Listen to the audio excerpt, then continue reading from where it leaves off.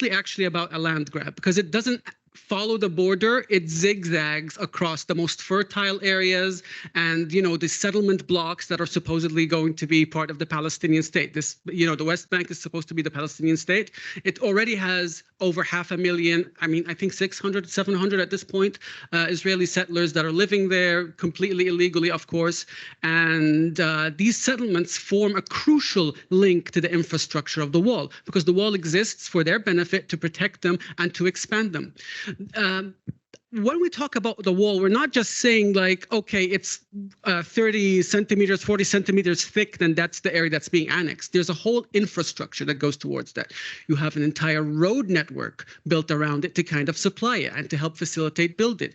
You have to get power, water, then you have to have a base, a military base close by, because what if they're infiltrators? You have different kinds of electric wire, so you need power. So it's, when you end up talking about the settlements and the wall, what could possibly by themselves be a small, technically, relatively speaking, area of the land, they all have a huge perimeter zone around them. And in those zones around them, Palestinians are not allowed to go under the threat of death. So these areas don't only apply to the settlements, they also apply to the so-called outposts that settlers build without official authority of the Israeli state. But I mean, they're still recognized after time and they still get all their support. So there are multiple ways in which this infrastructure is constructed in the West Bank to kind of segregate Palestinians from Israelis and to create roads that Palestinians are not allowed to drive on. And in some areas where if an area is Palestinian completely, like, for example, there's an area in Ramallah called Kufr Aqab, which is technically 100% Palestinian. But under the Oslo Accords, there was a kind of segmentation of the West Bank into 3 regions, areas A, areas B, areas C. Area A is under complete Palestinian control, both security and civilian. Area B is under Palestinian civil control, but Israeli security control. And Area C is under complete Israeli control, Area C. And most of the West Bank is Area C. And most of the rural West Bank is Area C. So when an unfortunate neighborhood like Kufr Aqab in Ramallah happens to be Area C, that means if there's any crime, you have to call the Israelis, not the Palestinians. I will give you 3 guesses what happens when somebody calls the Israeli police to come and stop a crime. Nothing happens. This is why some of these areas have actually become drug hubs.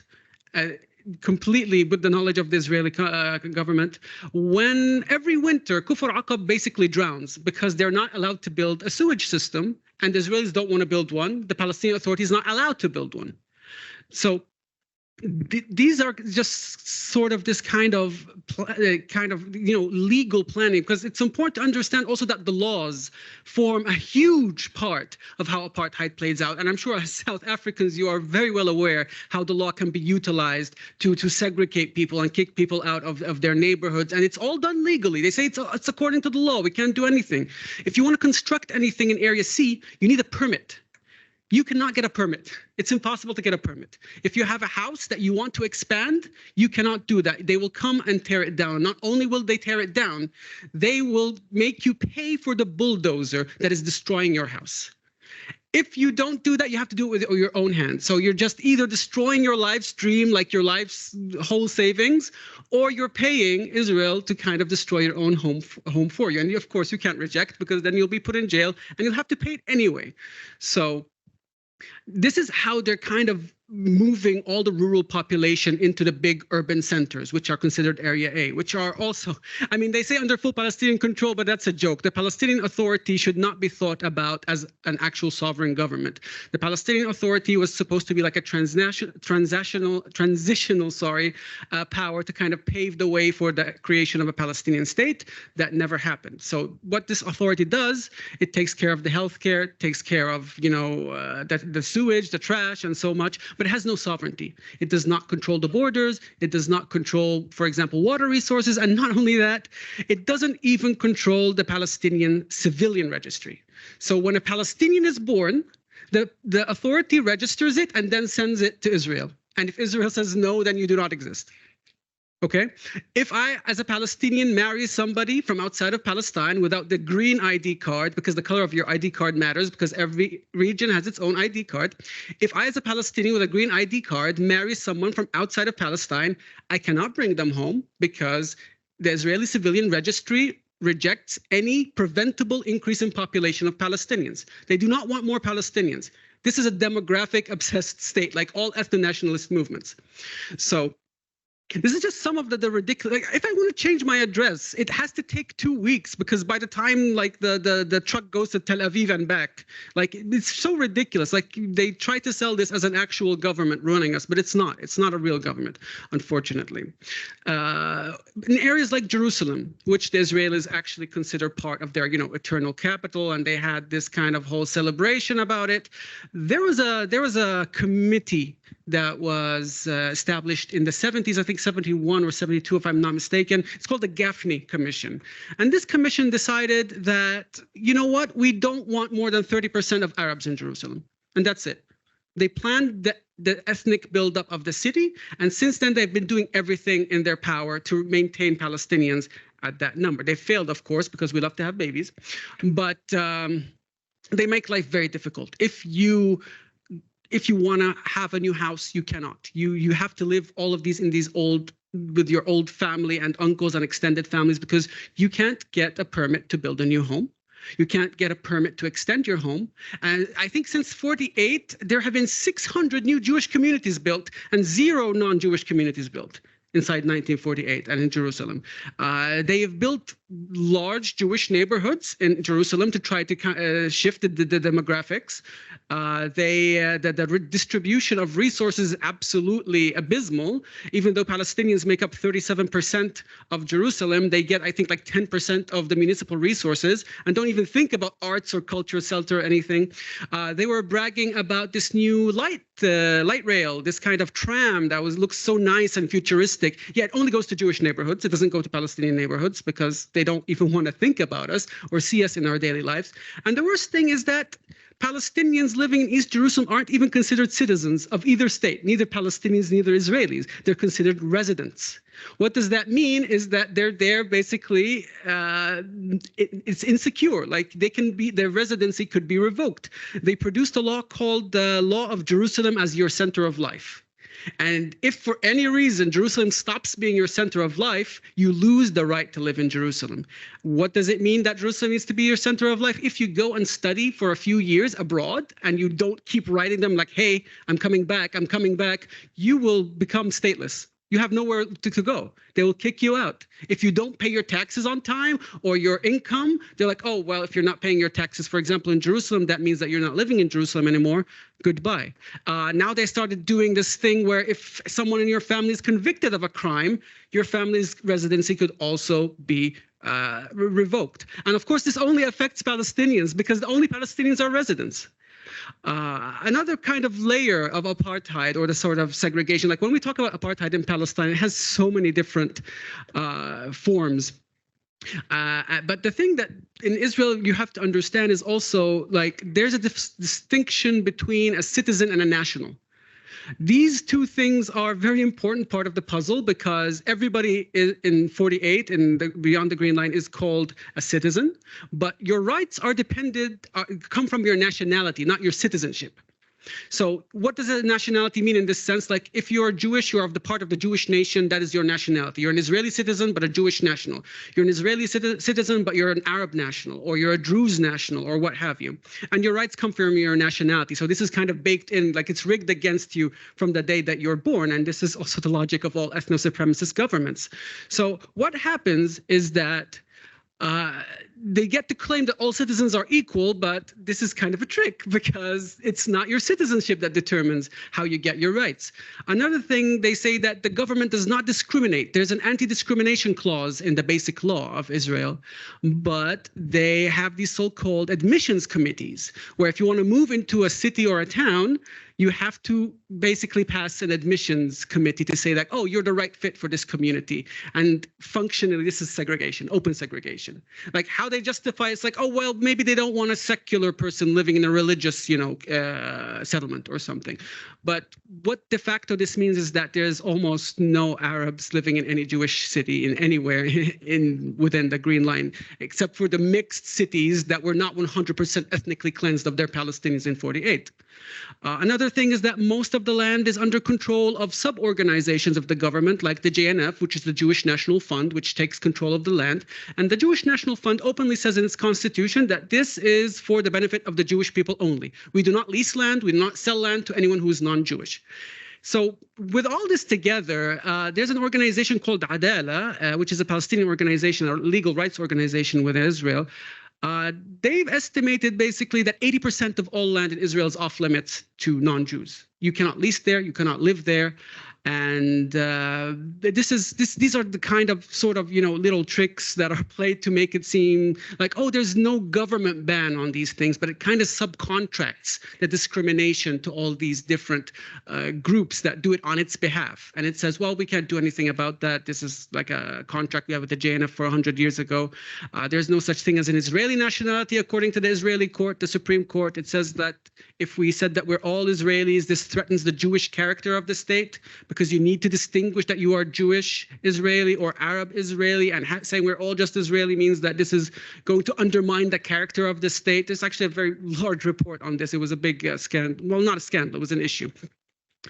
But yeah, I mean, I could talk about this for a few decades, but I think other people should talk about this for two. Don't want. I have a little bit of questions if Fathi has some regret from marrying me, seeing as he keeps bringing up this example of marrying a non-West banker, which I am. So just going to throw that out there a little bit. But no, Fathi, thank you for putting those statistics out there and also just kind of this background. For me, it's going to be a bit more, I think, musings on the personal, how this affects people on the personal level, and how kind of how, maybe it sounds either cliche or maybe a bit corny, but in the sense that it's really not just a physical wall that's there, but it also ends up kind of being mentally just really has fragmented our imaginations as well. And I start first with thinking about many of you have seen pictures of the wall and this kind of intricate artwork that's just covering it. And I always remember that story of a Palestinian man telling Banksy, "You've made this wall so beautiful." And Banksy said, "Thank you." And he's like, "I'm not saying it's a good thing. We don't want this wall to be beautiful. We want it to be gone." And even I have one other thing is a painting by Taqi Spatin called Residue. It was held in Zawiya Gallery in Ramallah. And this painting is this big, green, beautiful scene. And then it just has a little piece of the wall in the middle. And his explanation of the artwork was how much there isn't this concept of having a normal landscape because the wall is there. You might try to, try to enjoy nature with your family, and how that is kind of really denied to us, especially in the West Bank compared to other areas of Palestine. And that kind of also brings up this quote I had in mind from Basil al-Araj, a Palestinian activist who was really harassed for years by the Palestinian Authority before ultimately being killed by the Israeli occupation. And did we mention also to throw out there something that was interesting to me coming to South Africa was seeing that here occupation kind of has positive connotations of reclaiming space, but for us, we hear occupation, we think of soldiers and all this kind of infrastructure controlling us. But anyways, Bessa said, "Do not even for once forget the existence of the occupation or view your life as normal in its presence. And if that happens, you are inching towards treason."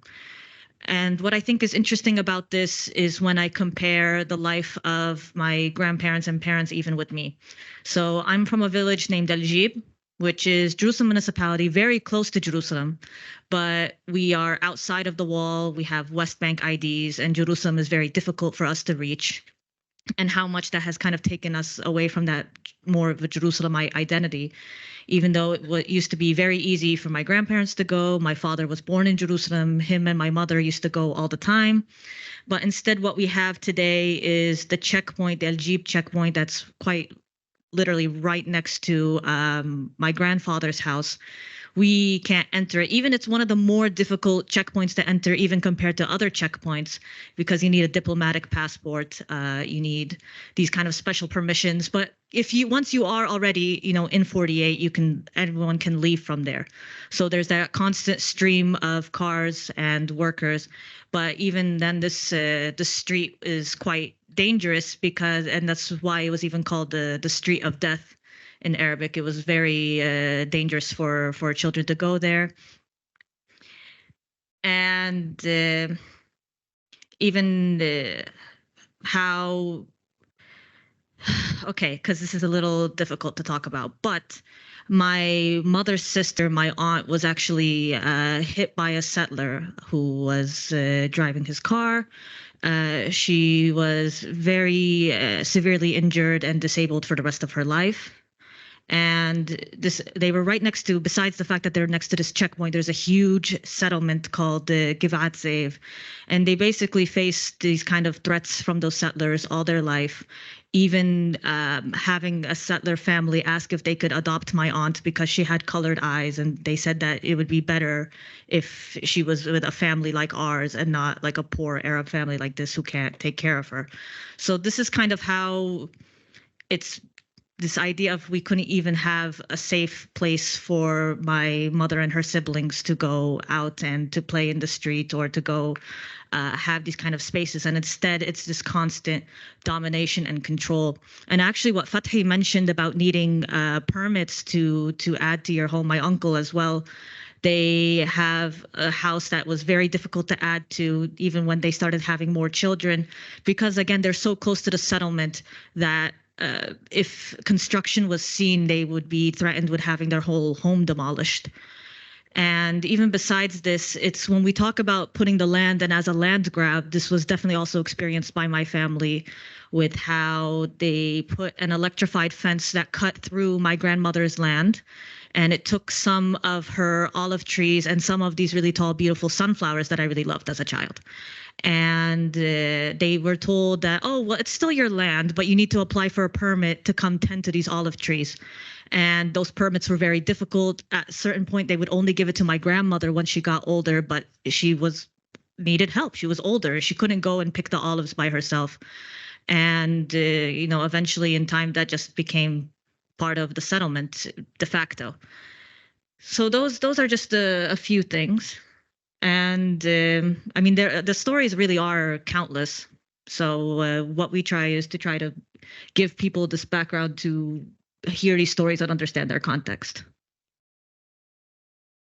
Thank you. And thank you for coming. And Fathi and Rowan have done an excellent job in explaining the reality on the ground for Palestinians. So I don't need to add anything to what was said there. What I want to bring to your attention is a couple of just conceptual ideas to help you make sense of it, mostly to cut through all the BS that's everywhere around us, coming from the Israel lobby, the Israeli state, the US, and all of their colonial imperial allies. There's only one thing you need to know about Israel to understand anything that is going on. It is a settler colonial state. That's it. That's all you really need to understand about it. It's a group of settlers originally coming from Europe. The ideology is still a European one to this day, even as Israelis come from other parts of the world now. It doesn't matter. The ideology is European through and through, root and stem, and it's racist and settler colonial. They just had a very simple plan. We want this land that's already inhabited by Palestinians. We want to take it from them. We want to remove them from the land and replace them with what will become Israeli Jewish settlers, where most critically, they establish exclusive Israeli Jewish sovereignty from the river to the sea. They want the whole thing. Period. End of discussion. Everything else is BS. Once you understand that reality, everything makes sense. All of these things that they're talking about start to make very easy sense. You can't make sense of Israel's actions through their bullshit about self-defense. It makes no sense. Like, there's no logical calculation you can make where you're like, yeah, I'm going to destroy all of Gaza for self-defense. I mean, you have to be really stupid to believe that. Sorry, but you do. You have to be really dumb. So you can't actually make sense of it that way. You can only make sense of it as a project that seeks to eliminate Palestinians, expel them from their lands, eliminate Palestinian sovereignty everywhere, from the river to the sea, replace it with Israeli Jewish sovereignty. They tried to get it all in 1948. They couldn't. But they never gave up that goal. It's that simple. So they looked at it as, okay, well, we'll get it through stages. We can't get it all in 48. We got what we could. And now we got to solidify what we took in 48 and continue towards the goal of creating greater Israel.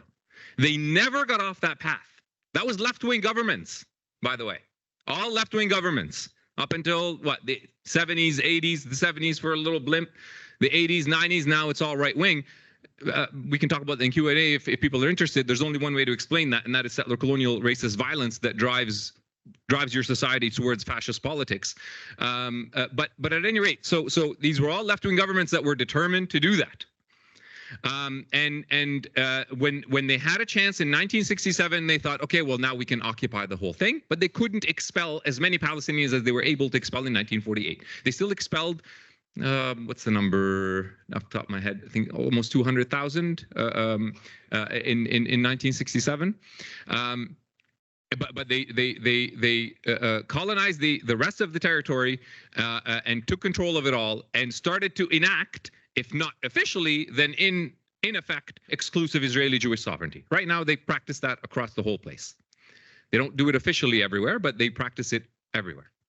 They decide for Palestinians who they get to marry, how to register their kids, where they can build homes, where they can get their water. They get to decide whether a Palestinian lives or dies without any consequence whatsoever, et cetera, et cetera. So they have exclusive sovereignty already, even though they don't officially have it, not legally. But they want that step. They want that last step where they claim it legally. So apartheid, when you start to look at apartheid in Palestine, you have to understand it as a holding pattern for the Israeli state. They never viewed apartheid. They never viewed the wall as permanent. You're right. Because they see it as coming down not for Palestinian liberation. They see it as coming down when they take the whole thing and get rid of the Palestinians. So that's why they don't see it as permanent. They see it as a holding pattern until such time emerges where they can do mass expulsions again. Now, in that holding pattern, they do two things. They solidify their 48 conquest. They solidify their standing legally as the only exclusive sovereign over those territories, and then they do slow annexation. It goes unnoticed. How they build the wall? They annex territory when they build the wall. The wall is an annexationist building project. It's not just a separation, it's annexationist. It stole land. They steal land continuously with settlements. Settlements have increased nonstop since 1967 under both left and right-wing governments. Because that is their goal. Again, when you understand that that is their goal, it all starts to make sense. Their idea of a peace process is fucking 18% of the West Bank. That's Area A. And you don't even get to be fully sovereign. It's not just everything that Fathi said. The Palestinian Authority doesn't even get to keep their own taxes. The Israelis decide when they get the taxes. So it's at best, limited sovereignty over 18% of just the West Bank. And they think that's a peace process. It's not a peace process. That's a victor's peace, trying to continue to get away with their crime and facilitate more crimes. So this is exactly what they are all about. Like I said, so they view, so apartheid, you have to understand that apartheid, you know, some people will go, well, it's different than South Africa. Of course it is. There's no such thing as the same system of power anywhere. Apartheid in South Africa itself changes over the years. When people go, oh, it's not like the settler colony in Canada. Well, no shit. Canada's settler colony today is not the same as Canada's settler colony 200 years ago. Sorry, I do swear. But you know, on the general level, if you want to take apartheid is what, on a very general level, is the idea that you're going to create two sets of laws for different people based on race or ethnicity, doesn't matter actually, no matter however you construct it. And then and then those laws will be constructed in such a way where you're trying to enable one race to control the other. On that level, it's apartheid, right? Like, and then you have the differences. Then you have, okay, well, there's apartheid. It looked like this in South Africa. It looked like this in the US. It looked like this in Palestine, and so on.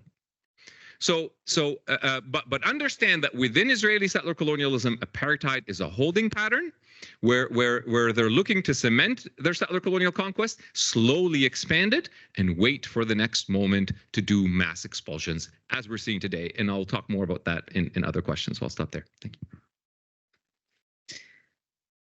Are we together? Okay.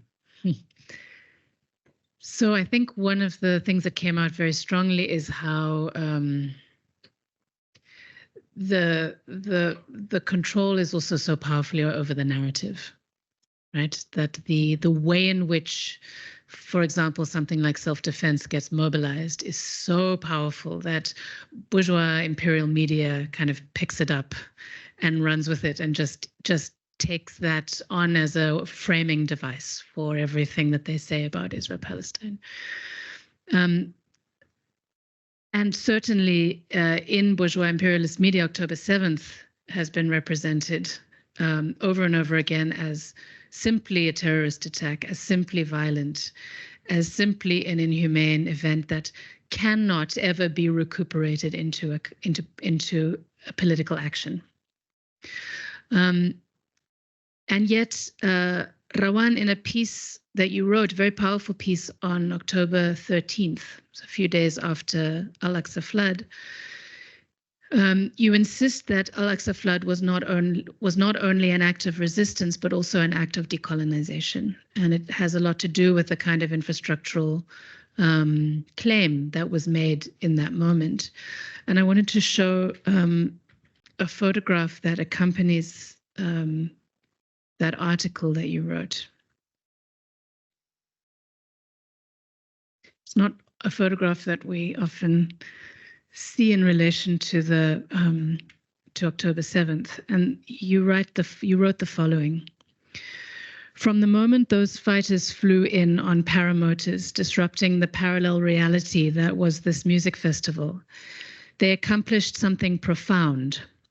One must wonder what it felt like for these fighters to see a party just outside where they have been trapped under a suffocating blockade. They reimagined their relation to the land not as something in the distance, but as a tangible place for them to set foot on. They entered the rest of their homeland, not through a checkpoint hoping to be granted a permit, but as a force to be reckoned with.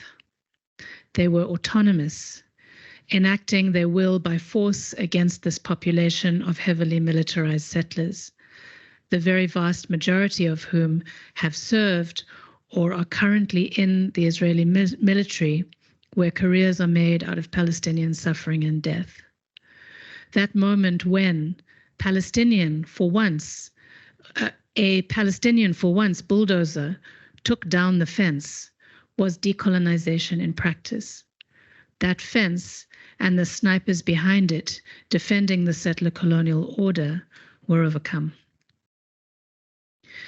I think it's important for us in trying to figure out how to offer our solidarity to Palestine.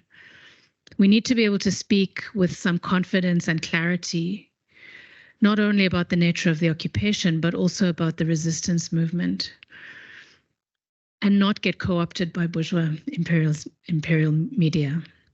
So can you help us with a way to speak about Al-Aqsa Flood and this current wave of resistance that would provide meaningful space for the Palestinian resistance movements? Thank you so much.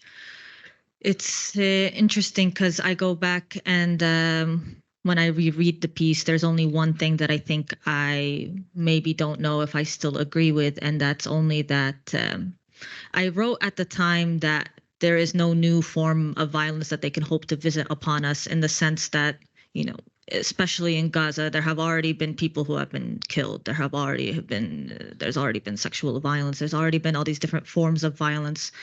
But maybe I would go ahead and more emphasize now that what we're seeing in Gaza and this genocide is a fever pitch that is frankly probably outpaced the Nakba in terms of its systematic brutality and bloodiness and the really, really terrible price that's being paid by people in Gaza. But I, at the time, and still, I think I really grapple with how resistance and how it's, I think, in so much of the narrative that surrounds anything that Palestinians do.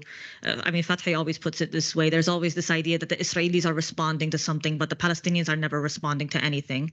And of course, I think what you indicated, or what you touched upon, which is the sense that we are never depicted as rational political actors.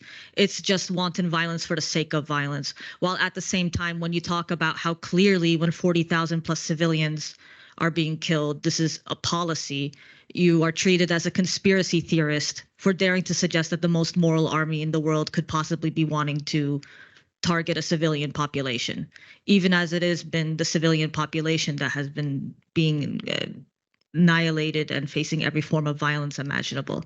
So I think that's kind of where I start. And even Muhammad is going to touch upon this more, but how it's also not even just Hamas. Like at the end of the day, it is multiple of these factions working together. I think in a lot of senses, it's easier for media to just make it about Hamas and to turn it into the Hamas-Israel war, because there's already this sort of media infrastructure with the war on terror to demonize anything with Islamic imagery or affiliated with Islam or so-called Islamism. So that's part of it too, and these were the ideas that I had in mind when I was writing this article. And there was also the sense that if you really, really have been thinking about Gaza for a long time, when I say, for example, for once it's anything Palestine, for once it's a Palestinian in the bulldozers, because we just got so used to seeing an Israeli in a bulldozer either, doing something like running over Rachel Corrie or demolishing homes or doing all these terrible things. And it's that coupled with the kind of really intimate sense of how much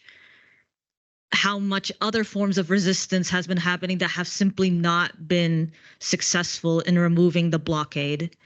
And really, I think a lot of it boils down to, when I connected it in the article with Fanon and these other things, I think I can say confidently, with most Palestinians agreeing, that if there was a nonviolent way to resolve this and to decolonize, and that's what we would prefer. Nobody wants to see 13,000 plus children killed. Nobody wants to see hospitals being put out of commission and all these other really terrible facts and statistics that we see coming out of Gaza.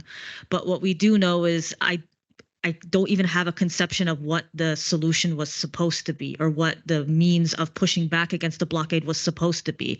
It seems instead that this blockade was supposed to remain in perpetuity, and Palestinians in Gaza were supposed to be happy with maybe a few more permits to go work in the kibbutz in Israel for a higher salary than they would otherwise get. And otherwise, you're supposed to be okay with what has really been, since 2007, but even before some of these increasing measures of closure, has been measures to control the movement of Palestinians, to force them to hear surveillance drones over their head 24/7, to do things like every few years, we're going to bomb you to mow the lawn, in the words of an Israeli government official.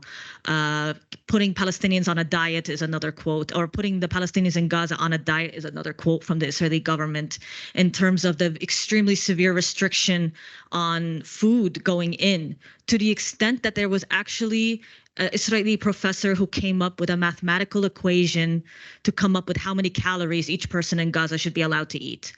This is the situation we were dealing with. And this is all just an infrastructure that frankly has made an entire population, these 2 million people, genocidable. It has been decided over time to make them genocidable, in the sense that, again, you have all these people enclosed in this really small area. And I think, again, there's all these comparisons that get made to make people understand that we're talking about an area that from south to north in the car would take you 2 hours.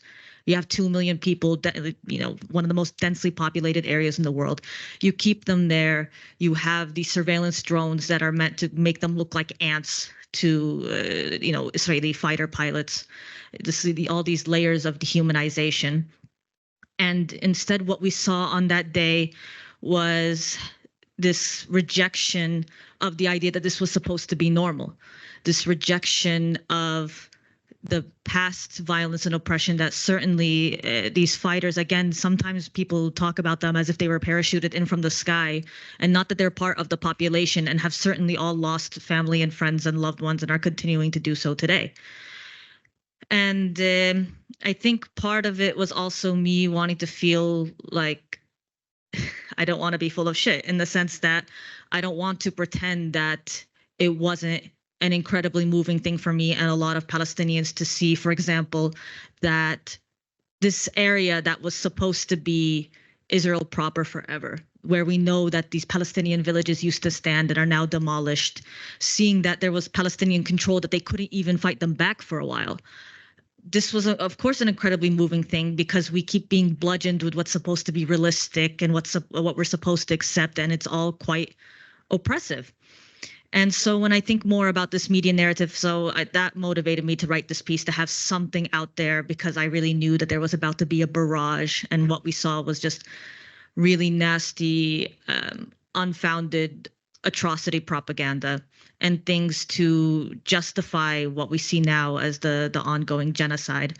And again, what I mentioned earlier about the idea that we're not supposed to see Palestinians as rational political actors, I think what we saw on that day is, if you allow yourself to move past this, a lot of the surrounding media propaganda, and go even read what they have to say for themselves. Hamas published this maybe 8-page document called "This is Our Narrative" or "This is Our Story," and in it they say it was a military mission. Our goal was to go to these military bases, and we wanted to do this. It was not, we weren't targeting women and children and doing all these things that we're being accused of. And I know some people would say that and say, oh, of course, what else are they going to say? But this is also why it's good. Besides Mondowise, for example, which I wrote for and who does really good investigations on this, it's Electronic Intifada and others have covered the ways in which, if you look at pictures from that day, it's even the Israeli army through Apache helicopters kind of burning the houses and the cars, and really enacting what we see as, or what we've known to be called as, the Hannibal doctrine, where it's preferred to kill your own soldiers or your own population rather than have them be taken as hostages.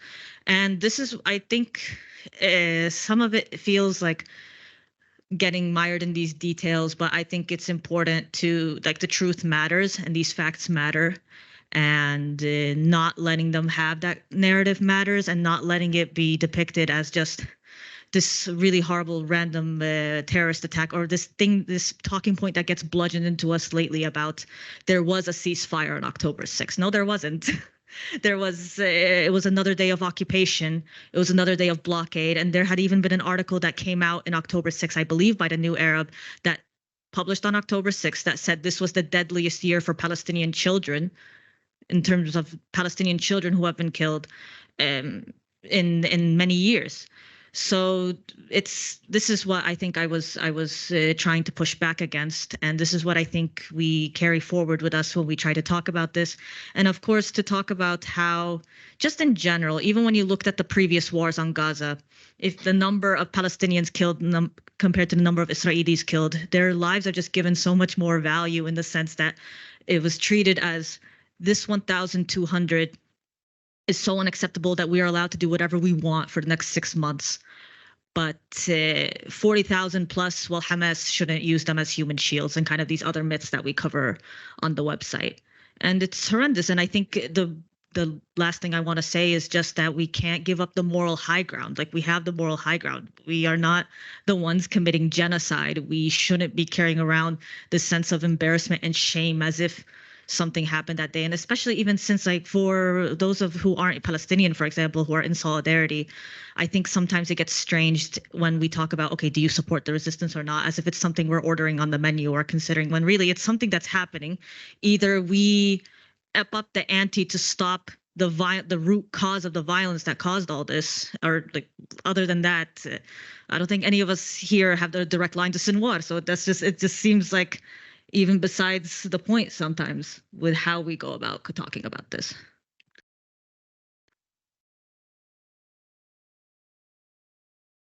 Thank you, Rowan. I think like you basically said everything I wanted to say. Just very, very shortly, it's this whole idea of how the media treats Palestine or how it's covered. It completely contextualizes everything because they try to frame everything that's happening as its own distinct escalation, and that's not the way to actually look at it.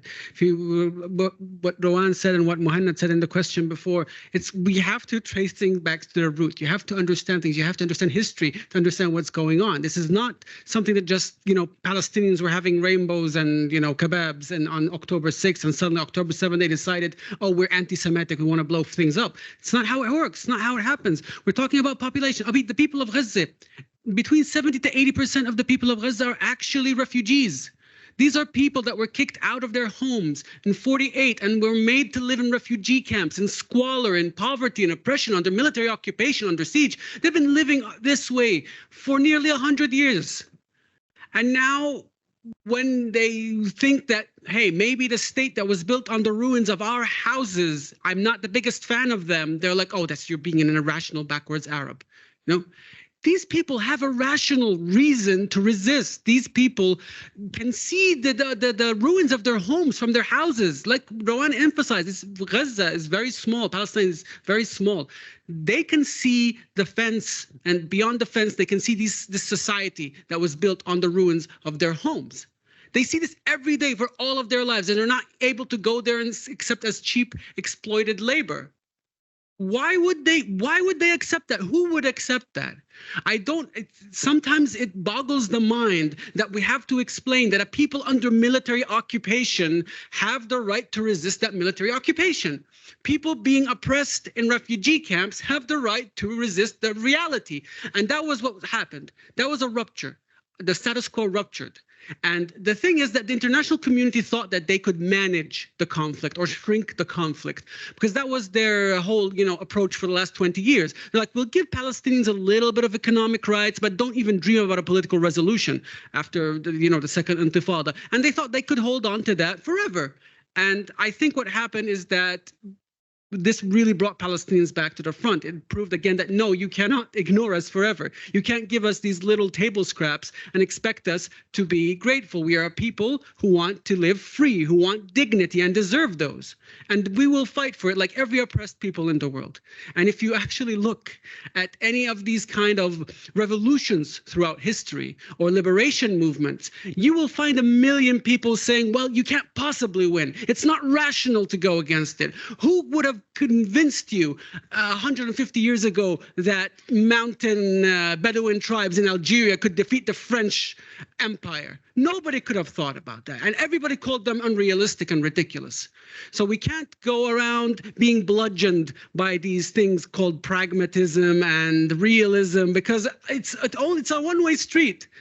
It's always, oh, well, you can't expect to shoot at Israelis and not be shot back. But it's never like you can't expect to keep me in a refugee camp and not have any consequences. Or you can't expect to occupy me and not have any consequences. But like Rowan said, we're always the aggressors and they're always responding as if 100 years of settler colonialism is a fact, a force of nature, of gravity that we're supposed to live with. And everything has to dance around this and work around this. And we're the unreasonable ones. So thank you. I think I just wanted to talk about this.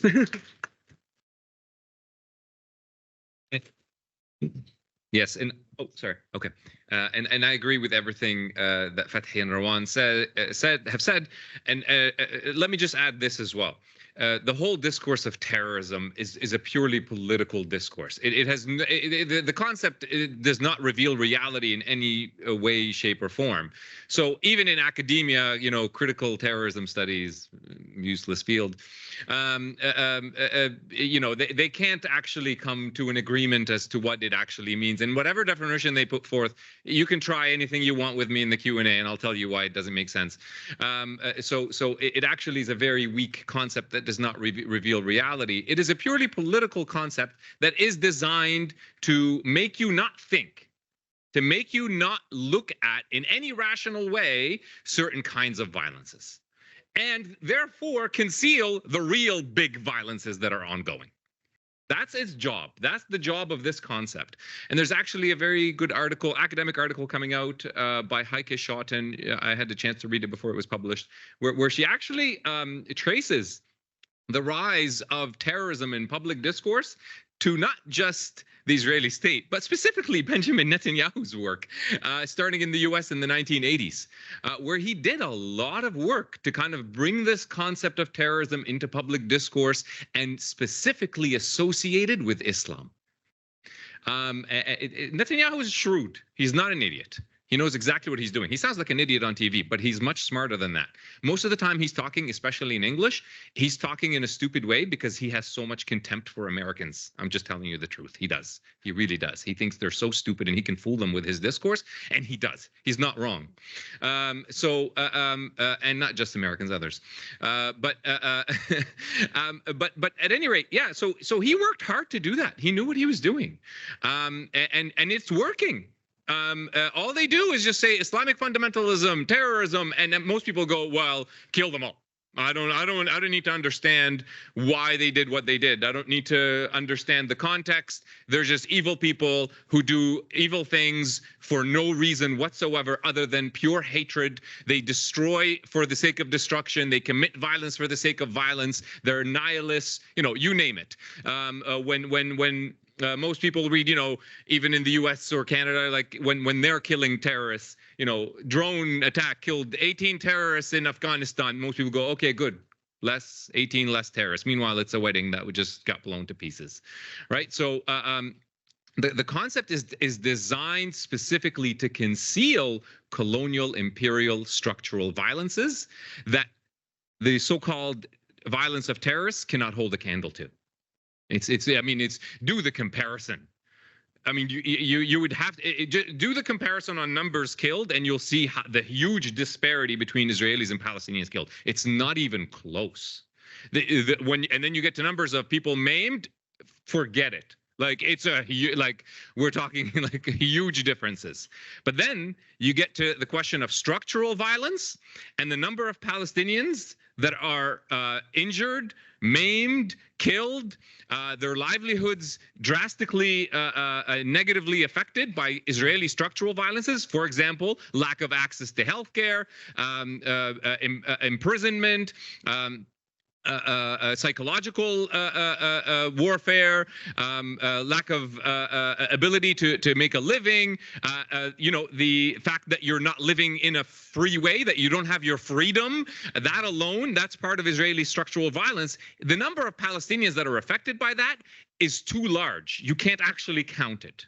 It's way too many. It's millions that are affected by that. And the number of Israelis affected by Palestinian structural violence, zero. Zero versus uncountable. So someone telling me I'm going to equate this, I need a mathematician to come and talk to you, to tell you that zero does not equal millions. Because that's what you're saying. That's the logic of your argument when you're making that equation between Israeli violence and Palestinian violence, is that you're saying millions equals zero on just structural violence, or hundreds of thousands versus thousands in terms of actual people killed in gunfire, that sort of thing. So there's actually no comparison here. And the reason that this discourse of terrorism is popular in places like the US, in Canada, and bourgeois imperial centers, which are everywhere, neo-colonial centers, is that it benefits those powers. Israel is not just doing these things on its own. Without the US imperial support, Israel does not exist as a settler colony. It's just that simple. And the US looks at it as an imperial outpost that generates enormous amounts of power and wealth for the US empire. That they have a direct benefit in it. Biden calls it an investment. He called it an investment in the 80s. He called it an investment just in 2023 again, right before October. And why would you call something an investment? Because you expect a return. And he gets a return. A big one. So that this is why the U.S. is an active participant in the genocide, has always been an active participant in the settler colonization of Palestine. This is why the British Empire agreed to this whole project to begin with. Balfour was the most anti-Semitic guy you can find. He's not like he did it to save the Jews. He was like, yeah, get those people out of Britain, and this will be good for me, for the British Empire in the region. And by the way, the Israel today, it serves a role for the Americans beyond the region. When the Americans want something done in Central America or South America, who's training those fascist regimes? Who's selling them weapons? Who's doing spying? Who's doing intelligence? Israel is all over the world. They're here in Africa too.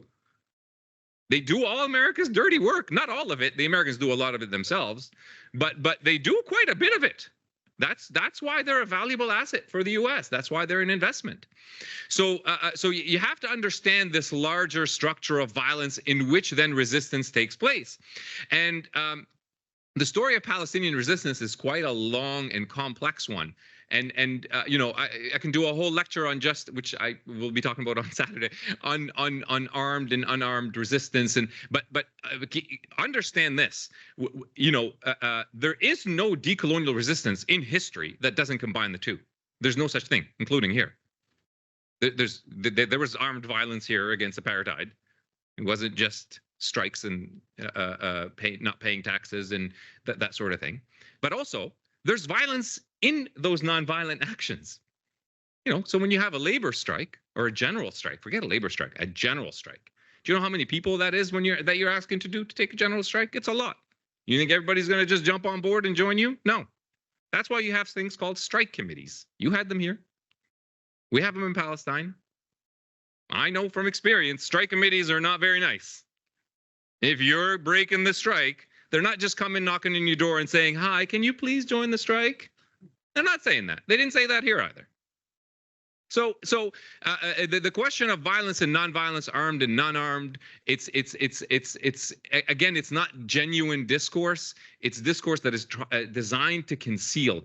And always remember that about Israeli propaganda, Israeli state discourse, American imperial discourse. It's like a Disney story. It's designed to put you to sleep. That's what it is. So you gotta resist it, and look for the truth, and the truth is found in the colonized.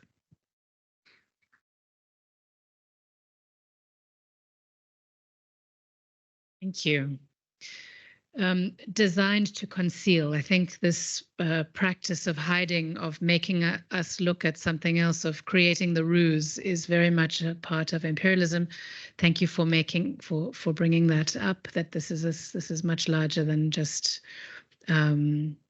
Israel's work at play here. It's also how capitalism disguises itself continuously, right? How power functions is to work on this politics of disguise. And concealment. I think one of the things that's interesting about this current moment is that we're seeing the kind of planning of empire maybe more obviously than the Israelis and the Americans would like us to see right now. And if anything can be gleaned from this moment, maybe it's to look very carefully at what's going on. For example, there have been a whole lot of news articles that have recently come out on these settlers who are planning to settle in Gaza, right? To kind of retake Gaza. You know, this horrifically violent discourse around, I want a beachfront property. You know, this stuff that's starting to come out now, and you're seeing the kind of settler organizing and planning that's actually going into that. Right? You're seeing it. It's in the news in ways that you wouldn't ordinarily see. But at the same time, also that what's being foreclosed from us is the amount of planning that's going on by Palestinians and in solidarity with Palestine. So what the bourgeois media wants us to do is to have the resistance appear as Hamas, appear as terrorism. So it would be really amazing if you could share with us some information, some description of the kind of planning and particularly counter-planning that's going on right now, and to give us some sense of the depth of the planning that's going on right now, and to help us understand the counter planning, the resistance planning beyond what the bourgeois media is allowing us to see right now. So, for example, you mentioned cheap labor, right? Is there an anti-capitalist kind of resistance going on? Is there a feminist resistance going on? We have a sense that there might be. Sometimes we hear about it, but we don't. We're not allowed to see that very much. So how is planning being configured right now?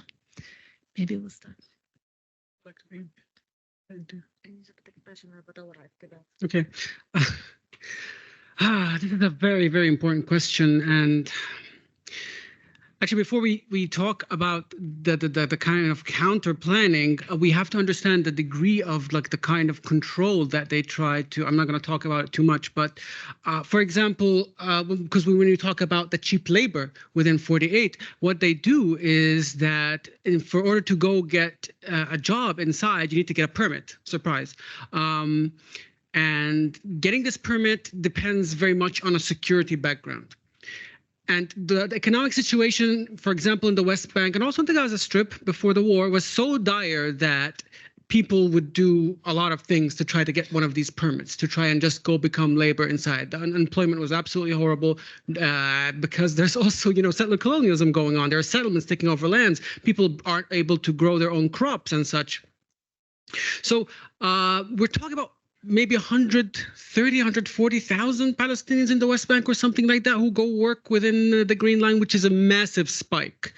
And that is a significant amount of the labor in Palestine. So we're talking about these people now who have an incentive to not rock the boat.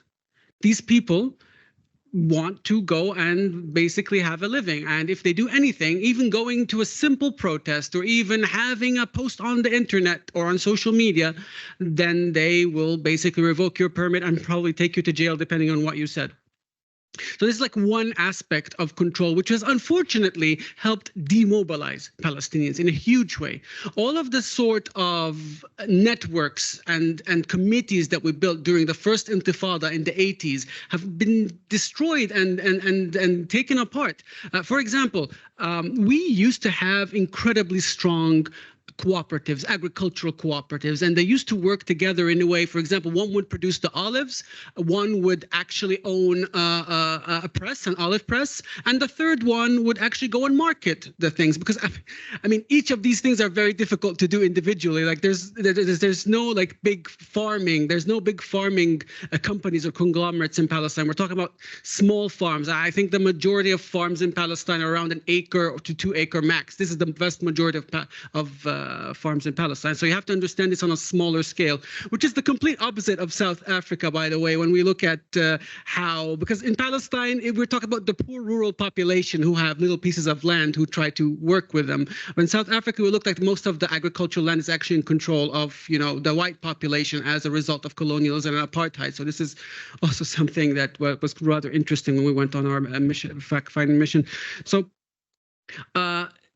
there are attempts right now to try to mobilize people in the street. I mean, the thing about mobilizing the people is that you have to kind of meet them where they are. You have to make them feel some kind of safety. And these safety nets, unfortunately, have been very purposefully disentangled. For example, when you go on a strike, there's often a strike fund in case you have to stop working for a week, 2 weeks, a month, or what have you. So at least there's a sort of kind of funds that you can pay some of your workers to, at least so their children don't starve. This is the kind of, resistance economy that people sometimes like to call it, that is very missing. But there are some kinds of seeds of hope that are coming out. We have these new kinds of farming initiatives are called, societally supported farming, where people purposefully kind of subscribe to this farm, and whatever they produce, they get it on time and at time, organic and all that, and then attempt to try and boycott Israeli goods, for example, because the Israeli goods are flooding the Palestinian market. It's very difficult to actually boycott Israeli stuff if you're in Palestine, because when you have subsidized water that is stolen from Palestinians, it's easy to grow 100 acres. But as a Palestinian that has to pay a lot for water, for seeds. By the way, bringing seeds in from abroad is completely illegal. Like we can't do that, and they do. It's a whole ecological thing, they say. But that means they control also our seeds. They control our infrastructure. We can't grow our own food without even this kind of being held hostage. And I think what happened in the West Bank recently really shows how fake the Palestinian economy is. It's completely fake. There's no actual economy. We have 130,000 people who work inside as cheap labor inside the Green Line. We have another 100,000 that work as employees for the Palestinian Authority, which cannot pay them now because the Israelis say, well, you're not being repressive enough against the resistance, so we're not going to give you your own taxes. So we're talking about huge amounts of unemployment skyrocketing in the West Bank. The closure of borders, the closure of checkpoints means that you can no longer go to any place really without double or triple the costs in gas and such. Okay. But yeah, there are some. I just want to give one small example before moving on to the next speaker about.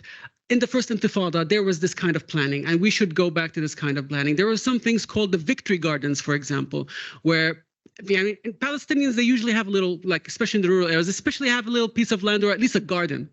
What people they went and chopped down their flowers. They chopped down their decorative trees and they started planting tomatoes. They started planting potatoes and all these kinds of crops. And this was done in an effort to kind of create some kind of sufficiency. And in areas such as Nablus, this completely succeeded. They completely became self-sufficient on vegetables to the point where they could boycott the Israeli producers. To the point where when they brought some cows in to produce Palestinian milk for the first time, because we were not allowed to have our own dairy cooperatives, they actually sent out an arrest warrant for the 18 cows. I am not joking. There is a documentary on it called The Wanted 18. You can go and see it, and that will give you a glimpse into the whole control of the production of Palestinians. And we could talk more maybe in the Q&A about specific Intifada tactics that were used to kind of create this safety network so that people can resist without fearing that their family goes hungry. And unfortunately, right now, this needs to be resuscitated because it does not exist. And this was done on purpose. It was not a coincidence that these networks disappeared, because we also have a national bourgeoisie that is invested in the status quo, and they want to be selling Israeli goods to Palestinians, not Palestinians feeding themselves. Thank you. Going to try to do rapid fire because I wanted to go and look at some things that I had written on a piece on greenwashing and something else, some work that's being done to talk about that U.S. port that's being built on Gaza, because it's really connected to your question. The first thing, though, is about the idea of anti-capitalist resistance. I mean, there, people like myself and Fathi, we understand this as an issue of capitalism that has made the occupation possible, that is really connected to these things. But obviously, it's a pluralistic society in terms of what motivates people in their understandings of how to resist these things. In the sense that very much so there is a kind of rainbow coalition of, PFLP, Hamas, the commies and the Islamists and, whatever, everyone. That's just the first thing. Another thing is the question about labor. What was interesting even in talking about the wall is that, for example, in COVID-19, when there were so many less tourists coming into 48, all of a sudden some of the controls around the wall became really lax, and it was way easier for even entire families to go to the beach for the first time. And word of mouth in terms of why, but a lot of us started to think that it was because they kind of needed the money. They didn't have tourists anymore. And even it can connect to the question of labor, because sometimes, or I think about it a lot in the comparison to South Africa, in that the white Afrikaners really relied on Black labor intensely, and this is why this shaped how the resistance could work and what helped make strikes and things possible. The Israelis certainly rely on Palestinian labor way less, which is also had made this extent of violence possible. The way I put it is that, you can liquidate 40,000 Palestinians and a Jewish Israeli in Tel Aviv can live his life completely unchanged. Yes, and but there's also the question of maybe how some of these Palestinian laborers, their remittances would go back into the economy versus the Thai and other laborers who would go outside. So that's just something to keep in mind. In terms of how the planning of Gaza goes and kind of these factors that are at play right now, it's interesting because we talk about the myth that Gaza is no longer occupied since the settlements were withdrawn in 2005.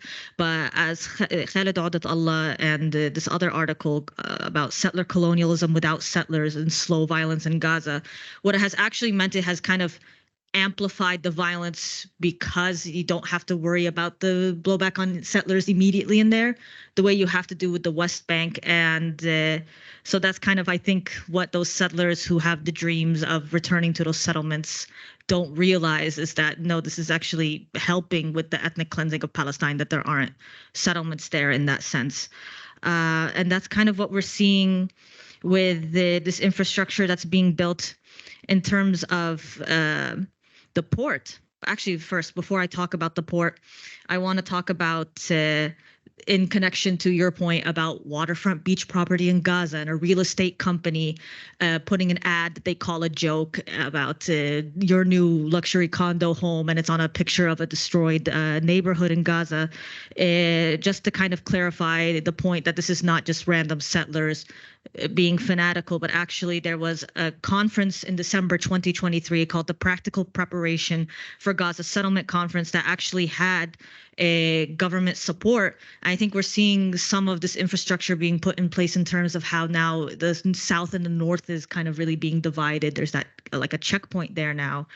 And in connection to the port, it's part of what I and certainly many others are really calling humanitarian aid theater, with the airdrops and with these things that are, again, kind of treating the starvation of Gaza as this like force of nature or a natural disaster, versus the fact that we have trucks being piled up on Rafah crossing that are not being allowed to enter. And so what this port is doing, we really can understand it as it's supposed to be a mechanism of ethnic cleansing, in the sense that it is supposed to make it possible for more Palestinians to leave Gaza. There's even talks of Rafah crossing being closed forever in its place. And the Israelis are so they've been actually talking about it as like, oh yes, of course, we've always wanted this sort of humanitarian port, not humanitarian port. We want this sort of structure there and we know that they want it for these reasons, because Gaza was supposed to have an airport and a seaport and these things with the Oslo Accords. And when they started trying to build one in 2000, they just went and bombed it, destroyed it. And in its stead, but now we see something that has Israeli government approval, that they want this to be built in order to line up with this, what's called the Netzarim crossing, this maritime corridor into Gaza. Again, it's part of this sort of this fragmentation. I think even connected to what we saw, that kind of horrific map of Gaza being divided into blocks, and you're supposed to be told which block is going to be bombed today, and not just really seeing like it's fragmentation. It's something, again, what these themes that we've been talking about in terms of this really horrific kind of dystopian control. I'll just be very quickly, an example exactly for the two things that you mentioned, sort of anti-capitalist and feminist. So the labor movement and the women's movement were a huge reason why the first Intifada looked the way it looked. They were the backbone of the popular committees that really were the driving force for the first Intifada. So the popular committees took over the governance and sovereignty of Palestinian life. They took care of everything. They started to take care of education, healthcare, food, organizing protests, organizing action, community safety. They basically recreated Palestinian life in a liberated form under occupation. And one of the critical factors of that is that the women's movement, especially, I'd say more than the labor movement, both played a critical role, but especially the women's movement were really good at mobilizing across different parts of Palestinian society.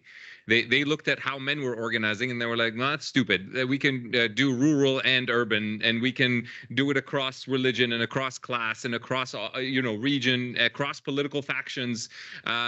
So they mobilized in a way that made it really grassroots.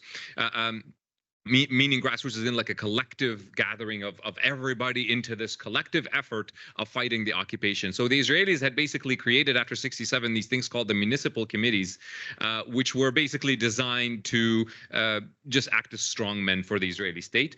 And the popular committees got rid of those in no time. And I think actually Oslo is the Israeli state's response to that. And the Israeli state said, well, we can't bring back municipal committees. So what the Israeli state first did under the peacemaker, quote unquote, Yitzhak Rabin, he criminalized the popular committees.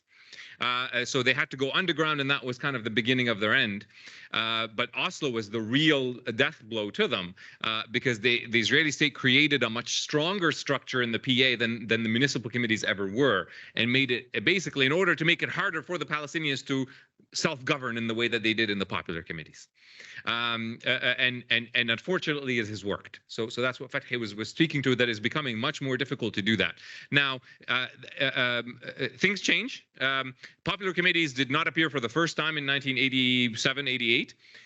They were also the driving force behind the Great Revolt against the British and Zionist settler colonization in the 1930s. The popular committees were the main organs of that three-year resistance effort. They were defeated then. They came back. We had to wait 50 years. You know, we're patient people. We got samud. So just because they've been defeated and it's hard to see them re-emerging right now, I think they are still in the hearts and minds of the Palestinian people. They are still in the practices of the Palestinian people on smaller scales.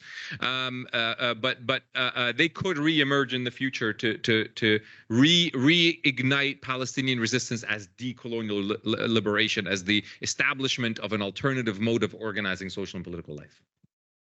Thank you so much. That was amazing. Thank you for all those answers. Yeah, thank you.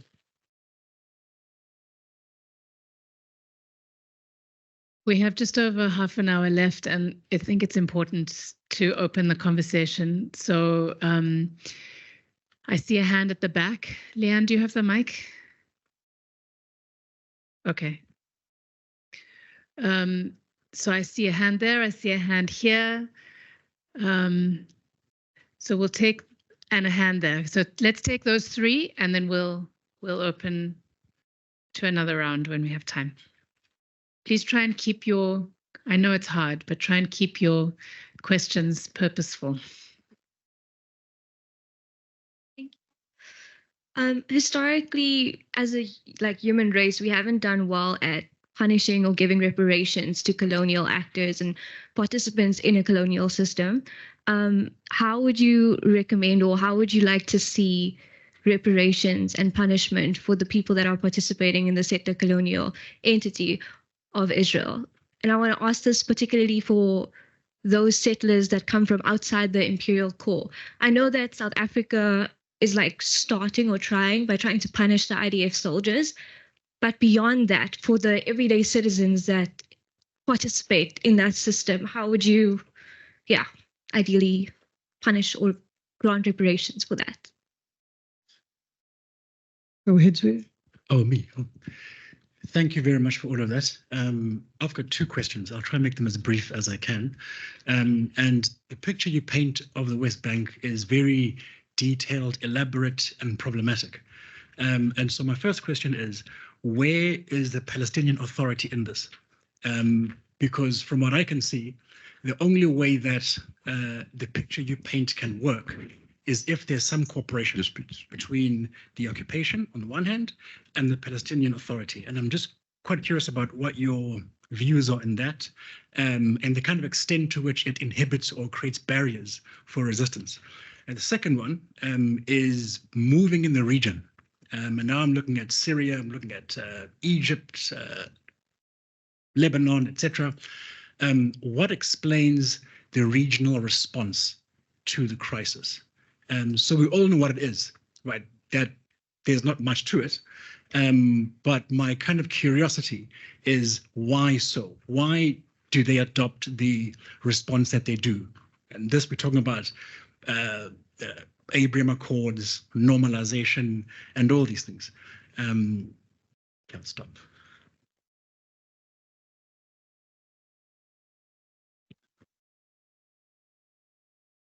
Thank you. Good afternoon to all of you. Thank you for all the information from probably one of the oldest people here. And I'm like Castro, he speaks for about 9 hours. I'll try and do it in 5 minutes. The first thing I want to say is that people who are telling us, I joined Al-Aqsa in the 1980s after Leila Khalid was my person who inspired me to get into the Palestinian struggle. It's a long time ago, and she still continues, and is a revolutionary you cannot forget. But coming back to the stories that have been told, I've listened to them for many, many years. The first thing is that it's not mentioned that the first Zionist settlement started in 1778. The second, by the 1900s, there were about 20,000, 6%, and then 8%. How this thing, it begins, it's a very, as you said, it's very complex how this has happened and where it has begun. Because there is a counter thought, counter idea that has been put forward in the world of public opinion that Palestine was empty. Which is total lies, and it was spread out in that period. So we need to break that lie. That's the first lie. I think we need to spend some time looking back further. I think too much of situational analysis of the present is okay, but the historical analysis is vital for you to understand the roots and the counter strategy that you got to adopt. That's the first thing I wanted to say, and I'll ask the question. The second thing I wanted to say is you brought up the question of the armed struggle. We in South Africa had 4 armies. And it only really developed after 60s, after all the massacring, and we had the same massacre as you had here, when people turned to use other ways to overthrow. And you're quite correct, there's always a combination between mass struggle and armed struggle. Armed struggle is a continuation of political struggle. Now, the characterization of Hamas is very important. Being one of the persons who invited Hamas here in the 80s to speak, I can say this. Hamas is a resistance movement. It's not a terrorist movement. And the question of how they characterize that is what happened in October 7th. What they don't say is, and all of us must admit this, all people have the right to self-defense. You cannot avoid that in any liberation struggle or struggle for freedom. The right to self-defense must be there. The question is that it has been distorted in a particular way by the Israeli story. What they are saying is, what happened on October 7th, they have the right to self-defense, and then they justify massacres, killing, cleansing, and so on. It's all based on that fundamental area. But if you argue it differently, as I think we should, as you've said, the Israelis have been mowing the lawn for a very long time. And you've mentioned not the exact numbers, but they have been killing for a long time. Do the Palestinians have the right of self-defense? If you accept that they have the right of self-defense, what took place on the 7th October was an expression of resistance and the right of self-defense.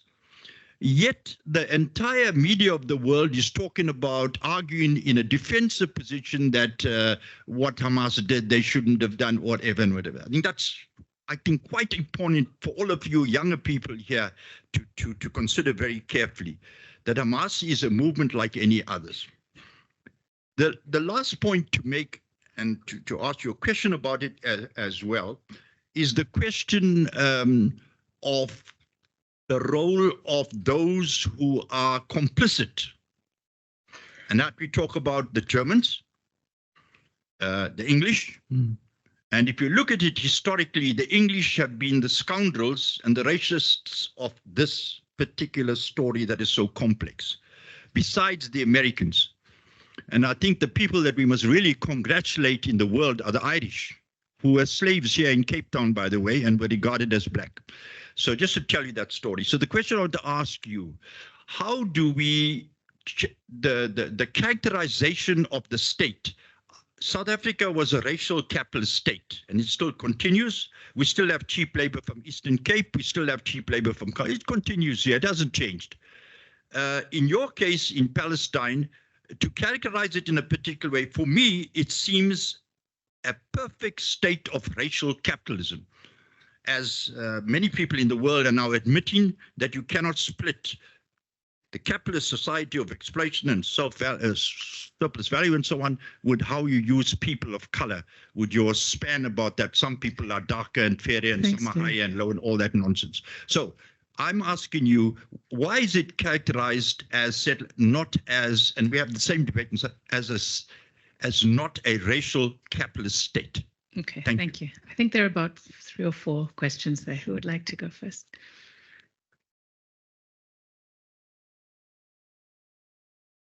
All right, thank you so much for that first question about punishment and reparations. I mean, even for me, for example, walking in Constitution Hill, I saw this movement talking about the need for reparations from apartheid.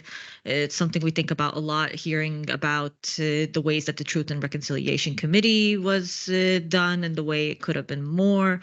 I mean, I think the struggle really is just ongoing, and I anticipate it to be ongoing for us even after we free Palestine. I think there's going to be a lot of these questions.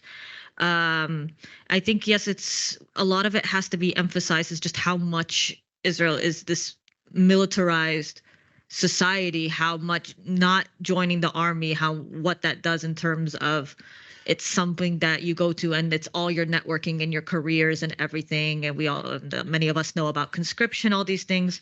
So we see this. I just really see that there needs to, it really feels like the process post-liberation of Palestine will be like deprogramming a cult, frankly, in terms of the way Zionism functions, the way that you can see a genocide take place for 6 months and you can see 13,000 plus kids killed and still feel like the victim. Like, this requires, frankly, just rehabilitation and certainly reparations, and certainly, you know, the question that I think is central for true justice in South Africa as well, the question of land redistribution. And there are organizations who talk about that in the practical sense of how to implement the right of return. Dhakirat or Zukhrot is one of them. But in general, it's something that's been theorized by Palestinians about how do we, you know, like the land is dignity, as Fanon said. So that's how I conceive of that. Do you want to answer about security coordination? Or I can start about security because I have some things to say. The Palestinian Authority's role has been yes, they talk about security coordination as a sacred thing, which is why it ends up such a frequent chant against them. Like, we reject security coordination, we reject what you're doing, because what is actually taking place is it's been at least 6, I believe, 5 or 6 Palestinians that were killed by Palestinian Authority security forces, specifically in protest for Gaza, including a 16-year-old girl in Jenin, and even a young, I believe he was in his early 20s, specifically in the mass spontaneous protests that broke out the day of the Baptist hospital killing, when we realized that many people had been killed at once in this hospital, and how that, of course, set out this strategy of targeting hospitals across the Gaza Strip since. But of course, you see that and you know that it's a repression role, and it's something that makes people afraid to come to protests. You know that there really are no red lines for them. There's this mentality among the Palestinian Authority police that we are the ones ruining their beautiful national project, and we're the traitors, and that kind of makes them really nasty and violent towards us. And generally, I think the role is also okay. Besides, actually, no, you go. I know what you're gonna say. That's why. Is it because you're my wife, or unpredictable? I don't. Okay, well, yeah, well, the Palestinian Authority basically, and I'm sorry if we focus on this, but I think it's a very important piece of the puzzle to understand how it runs, because there's a lot of illusions that people think that, you know, there's a Palestinian government and a Palestinian state and there's an Israeli state. So the Palestinian Authority is the best thing Israel has ever created. Okay, so under international law, the occupying power has to take care of the occupied population. It has its responsibilities. You take care of health, you take care of, the trash, the sewage, education, all of this so-called, dirty work, which is rather taxing on the population. So what do? They're like, well, now we have these, as Muhammad kind of built upon, like it was an evolution of these municipal kind of leagues. Now they have their own little force that is kind of taking care of everything, and it's subsidized by the international community, the EU and the US U.S. is like they're so happy, like, oh yes, we'll help you build schools, we'll help you do that, and Israel is just sitting there reaping all the benefits, because at the end of the day, the Palestinian Authority has no actual sovereignty. It is merely an administrative unit. That means that it doesn't control its borders. It barely has a police force. It barely does anything. But Israel gets to control everything. It keeps the status quo as it is. It's a very profitable status quo for Israel. It gets to have all the controls of the borders, the airspace, security, and now they get to keep control of everything without paying a single penny. They even collect the tax for the Palestinian Authority, and if they want, they can take some of this tax to fund some of this occupation. So it's like a free occupation, basically. They get to keep everything. They get to have their cake and eat it too. So this is why Israel is very invested in the maintenance of the Palestinian Authority. It is definitely, and I'm not saying it's just as my opinion, but it's also now backed by polls and surveys, that Palestinians think that the PA has been a curse rather than a blessing. This was not always the case, by the way, because we were never allowed to have our own police, for example. So when we first had like a Palestinian police with a patch, we're like, oh wow, we're progressing. But that patch turned out to not mean much when that same police officer started repressing you because you're protesting against the Palestinian Authority. So it's kind of like an own little Bantustan authority that doesn't have the will of the people in its mind, but kind of protecting its own little political project that has been failing for the last 30 years. And now what's worse is that there's this kind of thing called the security coordination, where the Palestinian Authority even cooperates openly with the Israelis on who to arrest, how to arrest them. The Israelis tell them, hey, we're coming to arrest this guy, and the Palestinian Authority clears the streets and disappears and makes it easy for them. And sometimes they go do the arrest themselves. So Israel doesn't even need like all the military it used to need to oppress Palestinians. They're kind of subcontracting oppression to Palestinians. And this is very profitable for the high class of the Palestinian Authority. They sell Israeli products. They have their ministers. They're all these fancy things. But for the majority of people, it is not a coincidence that every time we go out in a protest, it turns into an anti-PA protest, no matter what it's about. If it's against the Gaza war, if it's against the hospital, whatever, it always turns into an anti-PA event, and they know that, which is why we always have those stormtroopers standing around the corner in there. They're shooting us Israeli tear gas whenever something happens. Yeah, I agree with everything that's been said. And just to the regional response, they're cowards. I mean, that's the short answer. But they're all afraid of the U.S. That's what it is. I don't think actually these states, they might say publicly that they might not use the language of imperialism and all of that, but they know exactly what's going on. They know that what they fear really is the American response to any action taken towards Israel. So that's why countries like Egypt and Saudi Arabia and well, you name them, they've just gone along with what the Americans have asked them to do, because they all think that the Americans will punish them in a way that they could not survive, and therefore that it's not in their interest to support the Palestinian cause. They also fear the Palestinian revolutionary spirit. These are authoritarian regimes that don't have that much of an organic connection with the people. Their validity is based on different things depending on the regime. So, for example, Saudi Arabia's legitimacy can be based on some kind of tradition and ideas about the monarchy and that sort of thing, whereas the Egyptian regime's validity is based in pure fear and violence of opposing that regime. So, I do think that there are slow movements happening within these regimes that are starting to imagine a world where they're no longer that dependent on American imperial power, but they don't have. I'm not seeing long-term strategic thinking. I'm not seeing courage. If these Arab states had half the courage that South Africa had, we'd be in a lot better situation than we are today. but I'm, you know, I've written about this in Middle East Eye and other places. Even if I take a step back here and just think of myself as a advisor to these regimes, not as a person like I am who's gonna foreground justice and say, you know, stop being authoritarian, that sort of thing. But even if I'm just being like a cold-hearted advisor, I would just be saying, are you not seeing the immense opportunity for you to finally actually create some connection with your own people? Your own people hate you right now. There's a lot of support for Palestine on the level of people power in Egypt, in Jordan, in I hear even in Saudi Arabia to some extent. There's an actually golden opportunity for these regimes to create immediate legitimacy that they don't have with their people by taking a different position, by standing up to the American empire. But they're not doing it because they have too much invested, and that is part of racial capitalism as well, and imperialism that these regimes are a part of. So our struggle as a people power movement is against all of these structures.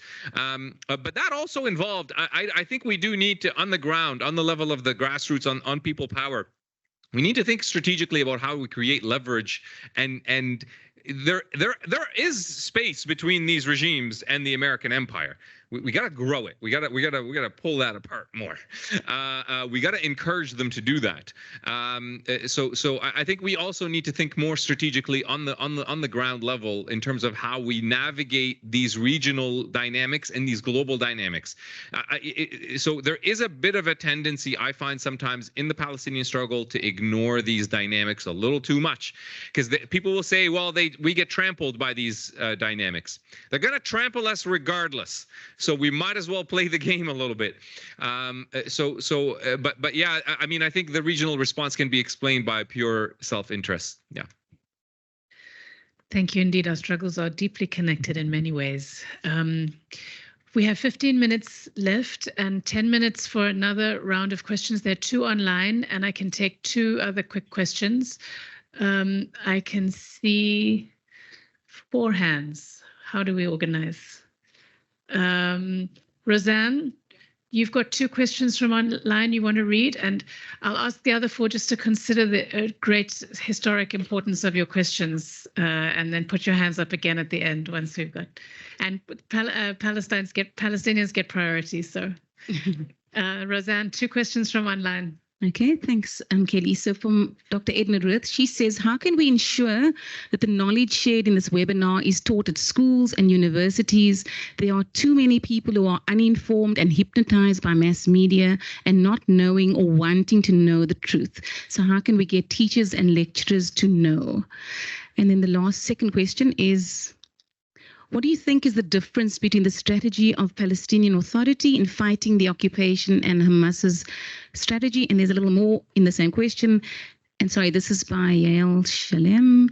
Can Hamas be considered as an anti-capitalist resistance movement? And has it done what it could within the limitation to improve the life of the Palestinians in Gaza, or is it powerless? Thanks. All right. There was a hand from a... We'll take the question down here first, and then gentleman at the back with the hat on. Does it go to? Yeah. We were saying it's on. Okay. All right. I'm not someone who is an expert on these matters, and I'm kind of asking this question with the hope that you can help someone like I was when trying to first grapple with the situation in Palestine. What are 3 things that a person can do to support the liberation of Palestine?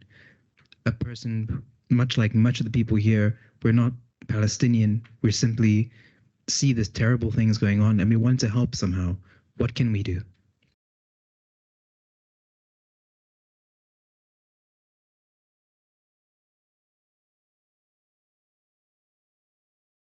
Thank you. Thank you. Would you give credit to the Palestinian education system for the series of resistance that we are seeing now?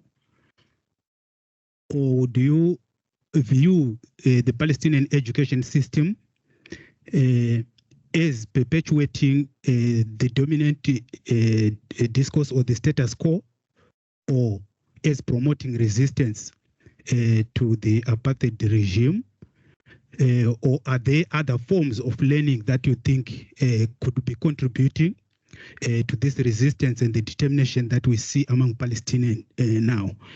And then finally, besides the dispossession of land by Israel and the deliberate impoverishment of Palestinians, are there other strategies that the Israeli apartheid regime is employing to ensure that Palestinians remain dependent on Israel?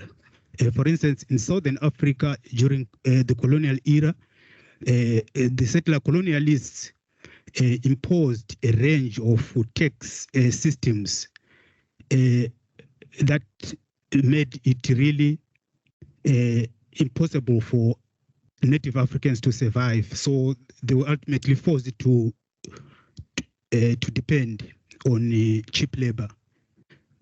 Do we have such system or such kind of scenario in Palestine? Thank you. We have 4 questions, and the others we can also engage with afterwards when we break.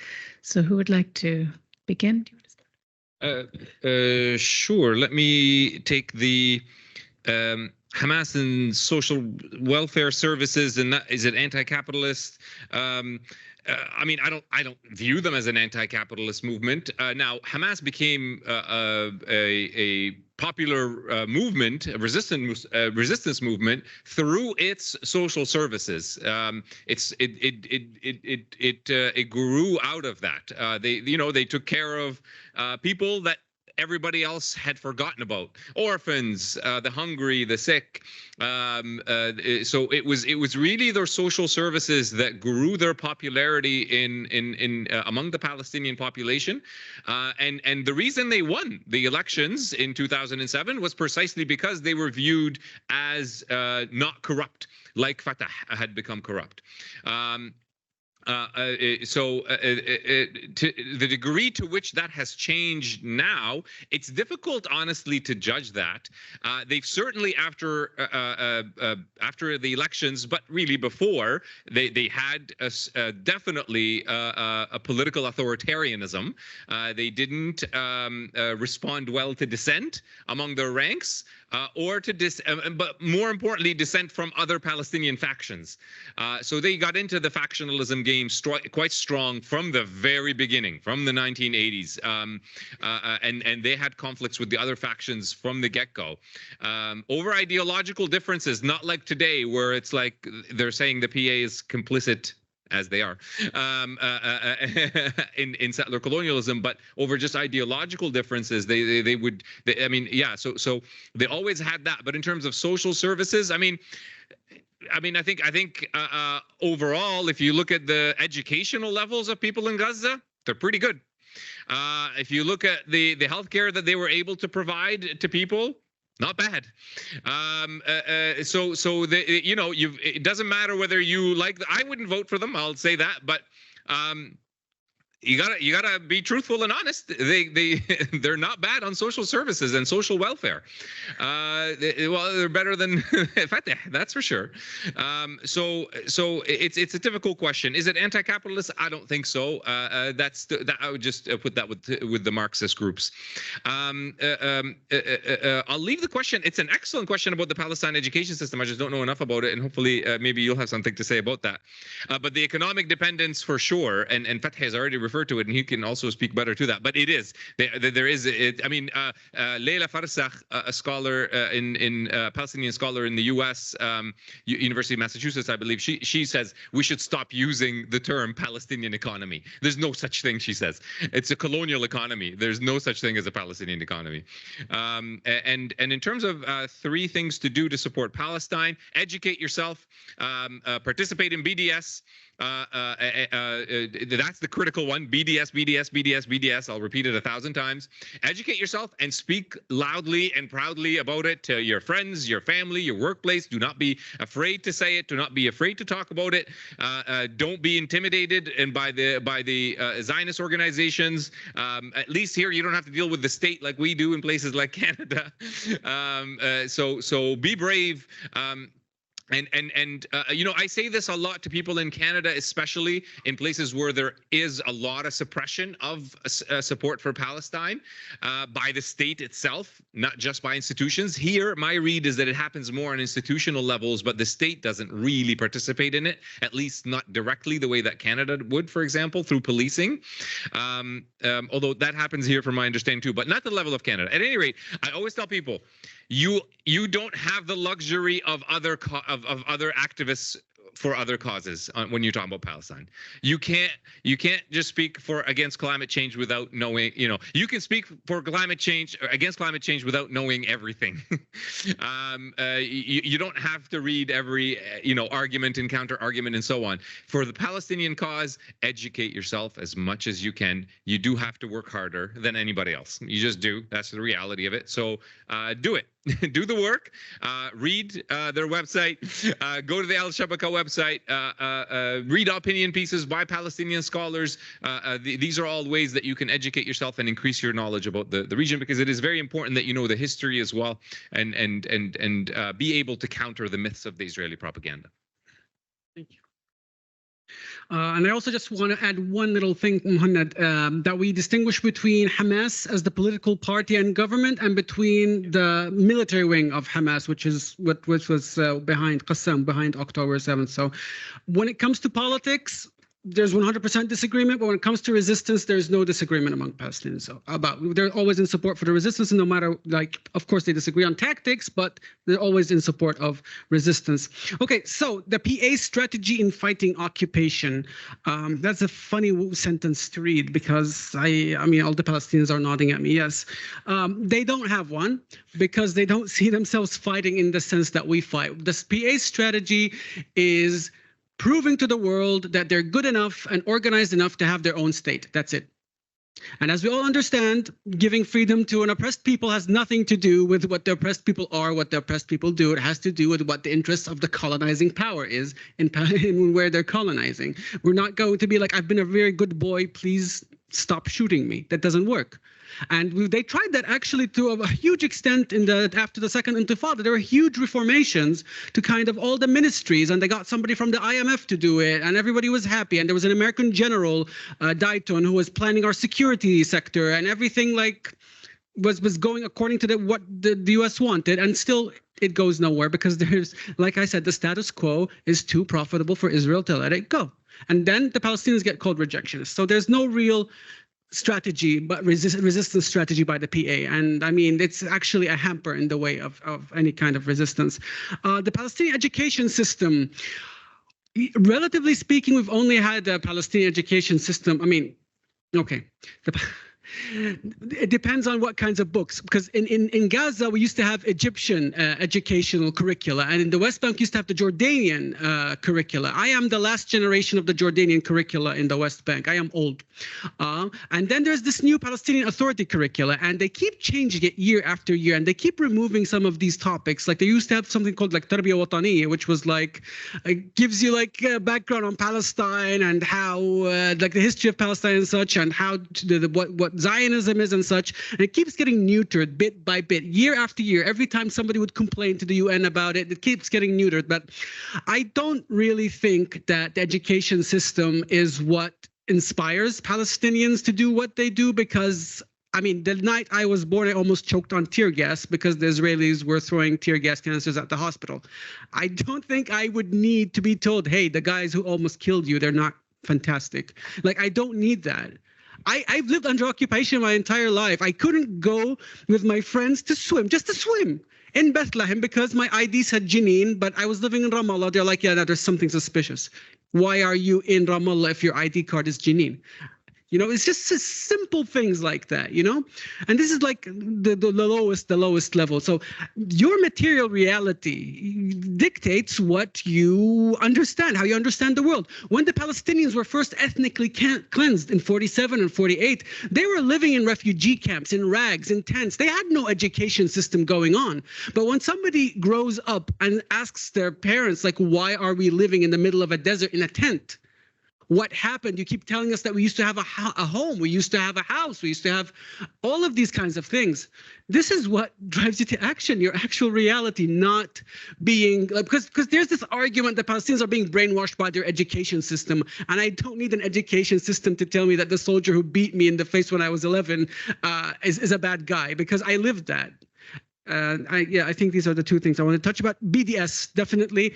And I think the important thing about what we can do is that we can't let things carry on as normal, because they're not. I mean, if genocide is not the red line, there's no red line. And any politician who's willing to kind of equivocate on this will sell you down the line when it becomes inconvenient for them, no matter where it is, because liberation movements and actual movements that bear on imperialist powers in their time, they are never popular. They're never popular. It's easy after 30 years to say, yeah, I was always with Mandela, I was always with Martin Luther King. It's not true. Polls and statistics show it's not true. Everybody's full of shit. Like they wouldn't need to have struggled if everybody was so with them at the time, you know? So this is the thing to remember with Palestine. And no matter how small you think your action does, it does ripple. If you inspire one person only, then that person can inspire another person. It ripples. I know it seems sometimes silly to be talking about things like arguments we've been having 100 times, but if there's one undecided person who comes decided because of that, I think that's tremendously powerful, and that's the thing that we could all do together.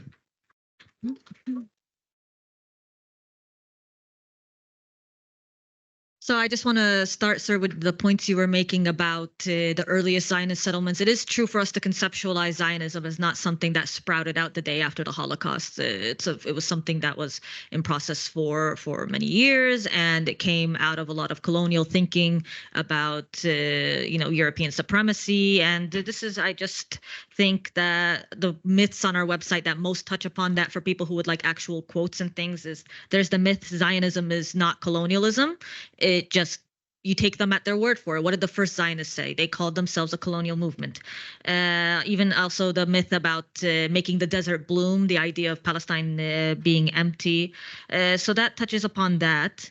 And you're also not the first person to mention Leila Khaled specifically as an inspiration. So that's fascinating to learn and to know how much her name still resonates. To add really quickly about the regional response, just because I'm going to connect it to a question about Germany. And I think what I see as something we tend to say about how freeing Palestine is freeing yourselves as well. One thing is how, the other regional responses is Lebanon. I think not enough people have an understanding of how there have been 300 Lebanese people that have been killed. Just recently, paramedics were targeted. There have been journalists who've been targeted, families in their car. And this is in response to Lebanese resistance from the south. Yemen, I think, is also really powerful to think about in terms of this blockade that they're doing and how that blockade has been demonized as if it's worse than a genocide to stop ships and to stop business as usual and profiting from the genocide of Gaza. Because Yemen has their own history of surviving a famine and of being attacked by this coalition of Western and Gulf powers for all these years. Just quickly, even I saw some Mossad Twitter account making fun of the Houthi spokesperson Yahya Sarih for being short, and that was fascinating just because of the statistics that have come out. Wow, Yemen has like the shortest average height in the region just because of the years of malnutrition and literally being denied this food. And it's something to even keep in mind with Gaza years down the line. Even if the bombs stop this moment, the suffering is simply not going to, and there's going to be ramifications down the line. But this is connected to me how I see it as, so you see these areas, and again, you mentioned Egypt, but also Jordan recently, these huge protests that they didn't think it was enough for the king to enact his Mission Impossible teenage fantasies of filming himself doing the airdrop. They know that there's a land bridge and there's all these other ways that the Jordanian state is complicit, and they have not been given their dues, and they've been denied their rights, and they've been in economic rights as well. So you see this again as way of being with Palestine as a way of rejecting your own oppression. And specifically about Germany, for example, I think what was significant about the ICJ to me, even in the sense of there are some who feel, or there's feelings of, oh my God, what we were supposed to wait years for a conviction, or some Palestinians in Gaza who wanted more than anything the court to force a ceasefire instantly, and they want a ceasefire, and that's not how it happened. Unfortunately, it's not how it works. But what was significant is seeing how when Germany wanted to come out and support Israel, and how the Namibian state was like, Germany, we are so sick of this. You did the Herero Nama genocide, and I think the ICJ case provided this kind of platform that really reinvigorated a sense of global South solidarity, and really of being fed up with Western hypocrisy around genocide and mass crimes. And to add about the Palestinian education system, and it's I wish maybe one day I'll translate it to English because of how much I loved it. But Faisal Darraj wrote something about where do martyrs go, and it just reminded me of what Fathi's saying, is that this idea that it's a strange robotic way that Zionists see it, because it's part of their propaganda on Gaza to say that we found this copy of Mein Kampf in a child's bedroom. Look at these people who are like training their children to be anti-Semitic. This like clean, crisp book. Why would, anyways? But it's this idea that, again, it's a formal radicalization process, and not the fact that it's just common sense to be against your oppressor. And it's not because they're Jewish. If it was Hindus or whoever who were occupying me, it would be like, oh, great, it's like a different flavor of oppression.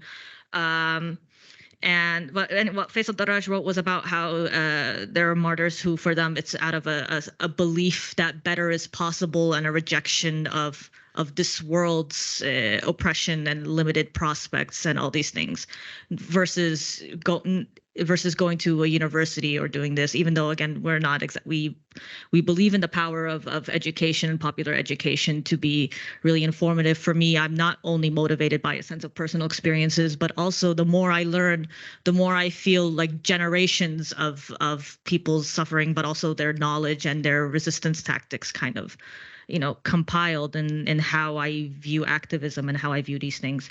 So the last thing I want to say is kind of about the idea of the PA-Hamas strategy overlaps. I think there's something interesting to talk about, because we maybe didn't touch upon it enough, is how I would say both of their political wings, distinct from like military factions, use the language of international law in one state or two states, of the language of two states, and it's a political thing for legitimacy in the international system. But the reason we, for example, and many others or activists will say about a one state is kind of the way we always phrase it to people is that there already is a one state. There's a one state reality. It's a deeply unjust and unfair one. Israel has control from the river to the sea. The question is if we want it to be instead to be free from the river to the sea. And so we don't see ourselves as limited the way that like a Hamas political guy is limited in the language that he has to say. We can say things as they are, in that a two-state was already on its face a racist and kind of absurd solution. This idea that we were going to be this statelet forever, next to a neighbor that's totally fine with wiping out tens of thousands of people in a few months, and we're just gonna like be neighbors in that way. And it was really not even on the table anymore, in the sense that all these settlements are facts on the ground. What's left is what looks like Swiss cheese. Fathi has the quote about who was it who called us a pastrami sandwich? Ariel Sharon. Sharon said that they're going to be the pastrami, we're going to be the bread. This idea of like strategic separation. Like, this is all, of course, just absurd. And in practice, it has made it so that we can't even do the kind of basic functions of life or have a road trip without seeing or dealing with settlements, or we can't go there because settlers are on the road, or the checkpoint is closed. Even once Fathi and I were coming back from a wedding, and all these checkpoints were closed, and I came home at 3 a.m, and my dad and uncles were not happy with me. But the point is just so I think connecting more with activists on the ground and seeing, even there's the ones, I believe it's called locally here, the One State Coalition, something like this. I think it's good to follow up with them. We do encourage you to go to the website or to read the analysis from a Shabaka.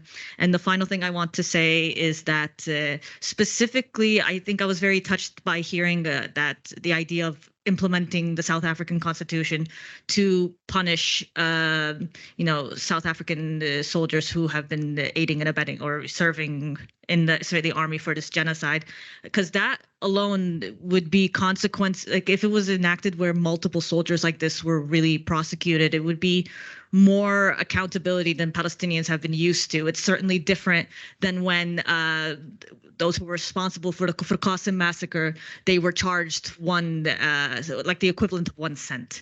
So you see how that would be just a huge jump for us. And no, thank you all for listening. Thank you. Thanks very much for that.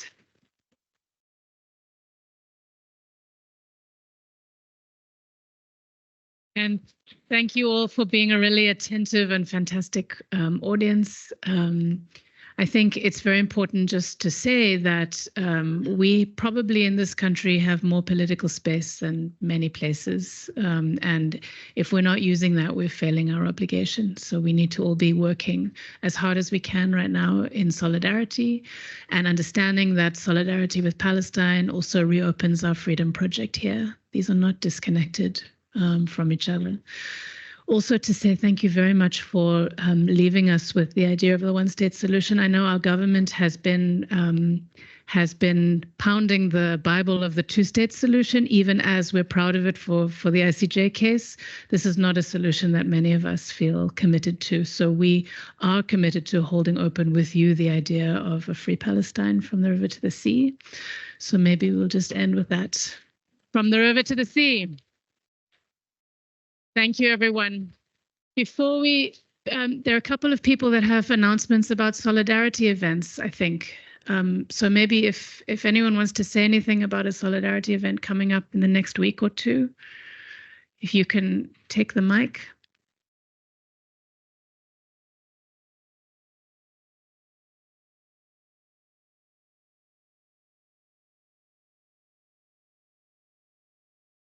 Hi, everyone. I'm with the South African Jews for a Free Palestine. We actually have a series of events over the next few days. Most of them also include Rowan and Fathi. Some of them might include Mohammed.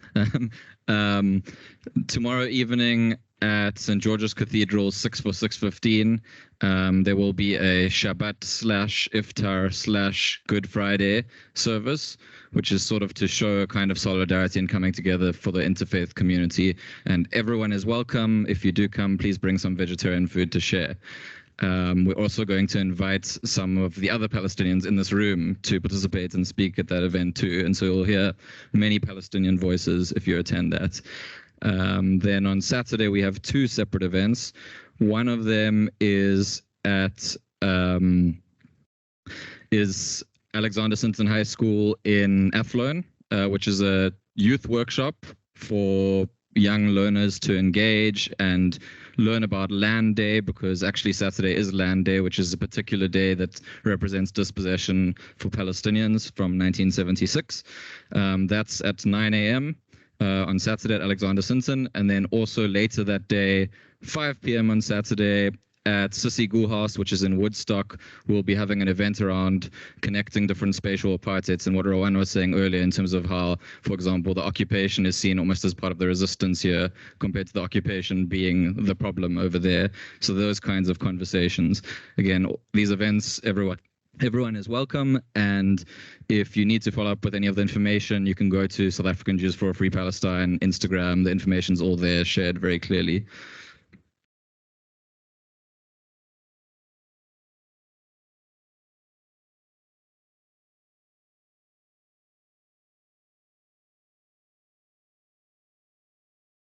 Thank you, and thanks for the people joining us online.